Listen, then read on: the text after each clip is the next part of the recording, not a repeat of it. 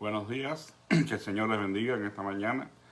Espero que estén todos bien con la gracia de Dios.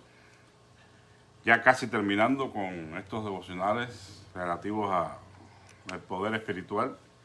Vamos a leer el de hoy que se titula Crecimiento Espiritual.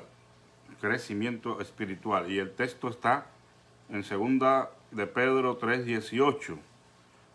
Este versículo dice así: antes bien, creced en la gracia y el conocimiento de nuestro Señor y Salvador Jesucristo. A Él sea gloria, honra y hasta el día de la eternidad. Y hasta el día de la eternidad. Amén. Oremos. Gracias por tu palabra en esta mañana, Señor. Rogamos que tú la hagas de bendición y de edificación para todos nosotros. En el nombre de Jesús. Amén. Bueno, dice así la lectura. Un requisito para crecer en la gracia y para tener poder espiritual es una intensa disposición y constancia en buscar un aumento de la luz espiritual mediante la iluminación del Espíritu Santo. Y no obtendrá efectiva luz espiritual si no es por la enseñanza y revelación interior del Espíritu. La logrará solo si conserva la actitud de un discípulo de Cristo. Recuerde lo que Él mismo dijo: cualquiera de ustedes que no renuncie a todos sus bienes no puede ser mi discípulo. Lucas 14:33. Él no será su divino maestro a través del Espíritu Santo, a menos que renuncie al yo y viva en un estado de continua consagración a Él. Para obtener y preservar las enseñanzas de Cristo por su Espíritu Santo, debe orar por ellas continua y perseverantemente, y tener cuidado de no resistirlo ni agraviarlo. Otra condición para el crecimiento en la gracia es constante conformidad y adaptación con las enseñanzas del Espíritu, manteniendo nuestras convicciones junto con nuestro creciente conocimiento de la voluntad de Dios.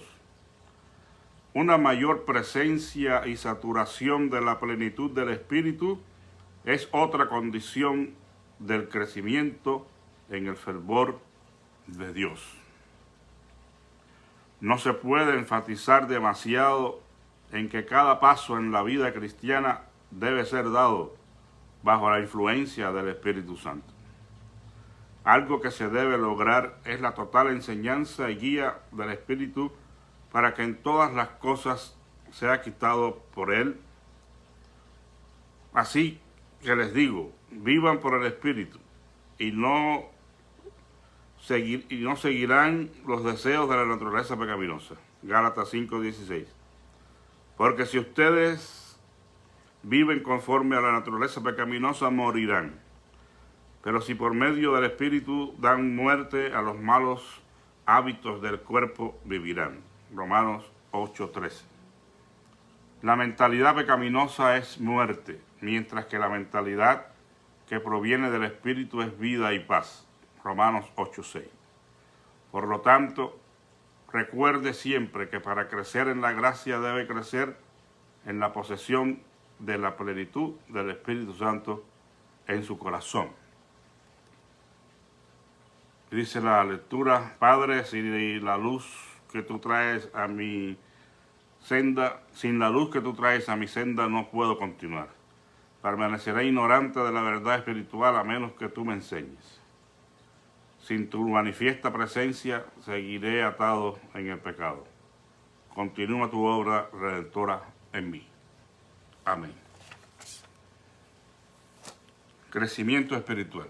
Bueno, yo creo que en cierta manera lo que aprendimos siempre en la escuela, que nos decían: todo ser vivo que nace, crece, se reproduce y muere.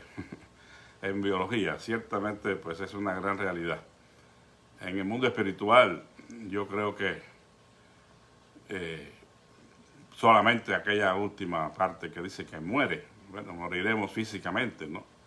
Pero nunca del todo, realmente, si creemos en que somos, en cierta manera, dotados con una eternidad en nuestros corazones. Pero al menos estas partes que hablan del nacimiento y el crecimiento y la reproducción es aplicable también a nuestra realidad espiritual. Porque se sobreentiende que si hemos nacido de nuevo, hemos comenzado una nueva vida que está llamada a crecer ahora, a hacerse fuerte, robusta en Cristo. Crecer espiritualmente es crecer en el conocimiento de Cristo. Es permitir que Él sea formado en nuestros corazones. Es crecer a la imagen y semejanza de Él. Y si en alguna manera nosotros observamos que este proceso se está retardando, es porque hay algún problema. Lo normal es que al nacer de nuevo empecemos la nueva vida, empecemos a hacer realidad 2 Corintios 5:17, ¿verdad? Que dice: de modo que si alguno está en Cristo, nueva criatura es. Las cosas viejas pasaron y aquí todas son hechas nuevas. A mí me gusta mucho una parafrase que hizo cierta autora de este versículo. Ella dijo, y citó literalmente la primera parte, que dice: de modo que si alguno está en Cristo, nueva criatura es. Las cosas viejas pasaron. Y he aquí, y aquí es donde viene su aporte, y he aquí todas van siendo nuevas. Porque no podemos esperar que el cambio en nuestra vida, al arrepentirnos de nuestros pecados y recibir a Cristo en nuestros corazones, el nacer de nuevo, la regeneración, como quiera llamarlo, es el resultado de un toque, como de una varita mágica, donde somos tocados por esa varita mágica y ya, todo es nuevo en nuestra vida. Definitivamente esto no es así. Sí, hay un cambio sustancial, poderoso, que marca una diferencia enorme. Hay un nuevo comienzo, un nuevo despertar a la realidad de Dios, a su palabra. Pero nosotros realmente no somos transformados total y completamente en el momento en que nosotros nos arrepentimos. Hay un crecimiento ahora, hay un proceso de ir conformándonos a la imagen de Cristo, a desarrollar nuestra espiritualidad, a madurar nuestro carácter, a dejar que Dios trabaje en nuestros corazones y vaya dándonos forma a su imagen y semejanza, ir quitando una serie de rezagos del pasado. Quizás no solamente tiene que ver con los pecados de comisión o los pecados actuales o de hecho, como quieran llamarse, que nosotros traemos a Cristo en el día de la conversión, ¿verdad? De esos pecados Dios nos perdona y nos purifica, pero también hay la realidad de un pecado que vamos a decir es la mata de todos los pecados, esa herencia que hemos recibido de Adán, ese pecado adámico, innato, o la misma naturaleza pecaminosa, ¿verdad? Identificado quizás también con esto, que necesita Dios tratar también con nosotros en su momento, cuando despertemos a esa realidad. Es decir, que no podemos desconocer que hay un proceso de crecimiento en el Señor, de madurez de carácter y a la vez descubrir también en nosotros ese principio de pecado que se opone a que nosotros vivamos en el Espíritu. Y por eso es que hablamos de una experiencia de la plenitud del Espíritu Santo en nuestra vida, de una plenitud que nos trae a la vivencia de una comunión con Dios, en una relación con Dios quizás un poco más profunda y donde nosotros aprendemos a ir caminando con Dios y según lo que creemos en nuestra teología, ¿verdad? Vamos siendo salvos todavía de muchas cosas. Yo quiero solamente ponerle un ejemplo de lo que esto puede representar. cuando el apóstol Pedro, por ejemplo, que fue un hombre definitivamente que amó a Dios con todo su corazón, a pesar de sus faltas, como todos los seres humanos, ¿no? Realmente él cometió una falta grande cuando él negó a Cristo, pero lecciones tenía que aprender y Dios se las dio en su paciencia, en su amor, en su misericordia. Pero ese Pedro que negó a Cristo, ese Pedro que vimos después en Pentecostés y siendo lleno del Espíritu Santo, ese Pedro fue el mismo que murió por Cristo, crucificado también por su causa. Y una de las cosas que podemos entender con relación a esta transformación es, por ejemplo, cuando Pedro, como judío al fin, abrigaba ciertos prejuicios contra los gentiles y se resistió en primera instancia cuando el Señor le dio aquella visión del lienzo que bajaba. 3 veces tuvo que darle la visión a Pedro para que Pedro entendiera que él necesitaba ir a la casa de Cornelio, un gentil. Y cuando él dijo, no, yo no como esas cosas, jamás ha entrado en mi boca algo inmundo, estaba haciendo referencia precisamente a su negativa de ir a la casa de un gentil. Eso era algo que eso no se concebía, ¿verdad? Pedro, cuando Dios le baja el lienzo 3 veces y le dice, Pedro, no llames común a lo que yo he limpiado, haciendo referencia a los gentiles. Nada tiene que ver con los alimentos, este pasaje. Entonces Pedro se dispone a ir a la casa de Cornelio y predicarles el Evangelio.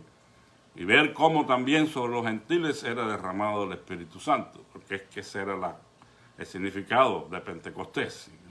Cómo es que el Evangelio iba a ser llevado a todas las naciones, a todas las personas sin distinción. Y ese racismo, por llamarlo de alguna manera, esos prejuicios que había en Pedro, fueron tratados en el camino. Aun cuando ya él había sido lleno del Espíritu Santo, él abrigaba esos prejuicios. Y esa es una manera de poder entender esto, cómo hay algunas cosas del pasado que todavía quedan muy arraigadas en nuestros corazones y necesitamos la luz de Dios, necesitamos el poder de su Espíritu tratando con nosotros para que podamos ir despojándonos de esas cosas. Si quien habla de el prejuicio racial de Pedro, podemos nosotros también ver posibilidades en nuestros tiempos de cristianos que tienen algunos prejuicios todavía.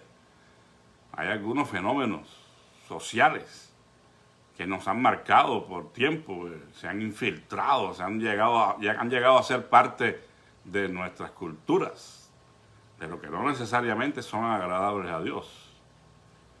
Digamos que un cristiano, un hispanoamericano, un latinoamericano, en términos generales, no vamos a poner aquí ningún gentilicio para no buscarnos problemas, pero casi todos los machos, los varones de Latinoamérica, pues son eso, los machos, los varones, los que están acostumbrados a llevar y a imponer su autoridad en la casa, como dice el dicho, a llevar los pantalones. Y ese machismo, por ejemplo, enfermizo, ese concepto completamente desvirtuado de la realidad, de lo que es un hombre que dirige a su familia bajo las direcciones de Dios, eso se quiere a veces imponer en la nueva vida en Cristo. Y es muy mal entendido el concepto del varón como cabeza de la familia. Pues yo soy el varón, yo soy la cabeza de la familia. Y realmente, si están desconectados de los principios bíblicos que nos mandan a gobernar a nuestras familias, usted no estará siendo nunca la cabeza del hogar, sino el cabezón del hogar. Y hay una gran diferencia entre ser cabeza del hogar a ser el cabezón del hogar. Y así también el feminismo que se ha metido en en la iglesia también estas ideas feministas, donde la mujer se considera una víctima y abusada siempre por el varón, y entonces llegan al consenso de que hay una igualdad en cuanto a estos asuntos, y no es así. Porque la palabra de Dios nos dice que seamos iguales en cuanto a roles, en cuanto a autoridad. No. Somos iguales en cuanto a que no hay diferencia entre hombre, mujer, o griego, gentil, en cuanto a la posibilidad de alcanzar la gracia de Dios. Todos podemos alcanzar la salvación en Cristo, pero un rol es el de la mujer y otro es el del hombre en el hogar. Entonces, esas cosas necesitamos ir aprendiendo en este proceso de crecimiento espiritual. Si no hemos aprendido estas cosas y otras que no podemos mencionar aquí ahora por falta de tiempo, es que, hermanos, no estamos entonces en una relación sana con nuestro Señor, porque no se observa crecimiento, no se observa madurez, no se observa que comprendemos y nos sujetamos a la palabra del Señor. Por eso es que se habla aquí de que una cosa fundamental para que crezcamos sanamente, espiritualmente hablando, es que tengamos ese poder, esa plenitud del Espíritu Santo en nuestras vidas, porque Él es el que ha de guiarnos en la verdad de Dios. Y esto es importante, porque si nos salimos de esos linderos que nos pone la misma palabra de Dios, su revelación escrita, entonces, hermanos, yo desconocería a ese supuesto Espíritu Santo. Porque el Espíritu Santo nos guiaría en toda la verdad de Cristo. Él hablará de mí, dice, y Él os guiará en toda la verdad, pero no la verdad que se me ocurra a mí mañana, no la verdad que yo diga que me reveló el Señor en el monte después de que estar 40 días en ayunos.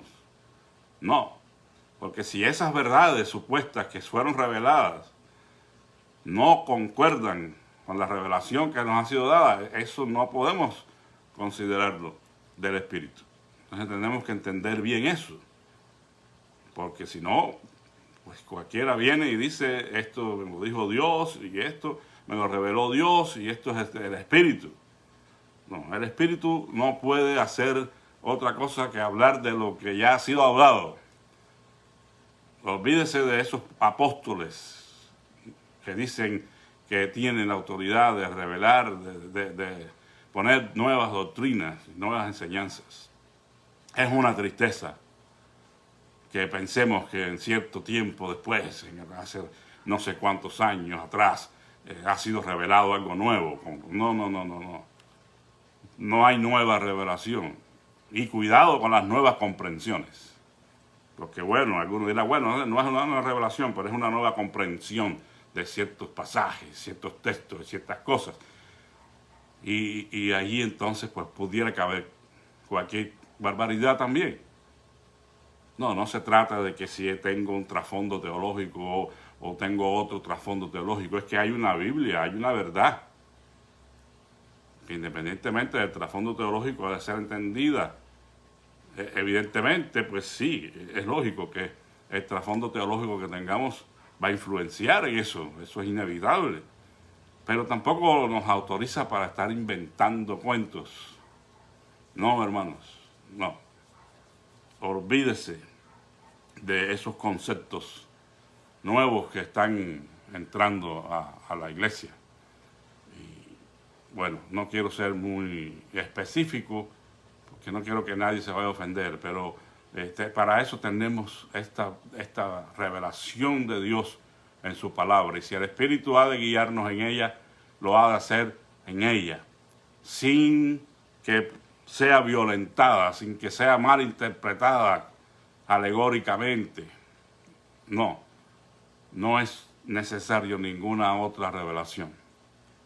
Y no hay otra obra que Dios pueda hacer más poderosa que la que Él hace cuando nos salva y nos santifica. No. Solo tenemos que caminar con Él y estar abiertos para que Él hable a nuestros corazones y nos depure de todas estas otras cosas que hemos estado hablando, prejuicios, ideas preconcebidas que hemos tenido, la vida centrada en uno mismo. ¿Qué más problema podemos tener que ese, no? Pues se supone que cuando hemos venido al conocimiento de Dios en Cristo, ahora esa vida tiene que ser dejada atrás. Ahora hay que vivir la vida que Dios quiere para mí. Pero eso es un proceso. Necesitamos ir siendo transformados, cambiados. Eso es formación espiritual. Por eso es que no podemos hablar de un toque mágico, porque es que la formación viene en el camino. Y eso no está hablando de pureza o nada de eso, ¿no? Porque dicen, no, ¿cómo va a ser formado si está en pecado? No, evidentemente que no. Somos puros de corazón cuando el Señor viene y nos purifica. Pero el carácter y la madurez tiene que ir siendo formada. Y eso toma tiempo, hermanos. Así que pongamos de nuestra parte nosotros. O sea, Dios está dispuesto a hacer y terminar un producto elaborado, hermoso para su gloria. Pero necesitamos rendirnos a Él. Como decía el reverendo Hildo Morejón, que en paz descanse, allá en Cuba. O sea, hay que ponerse en el yunque. Él era campesino, ¿verdad? Bueno, que todos los hermanos. Morejón. Y nos decía a los estudiantes, hay que ponerse en el yunque. El yunque es como la figura del martillo ese en la carpintería, ¿verdad? Que pone la pieza y la presiona de los dos lados.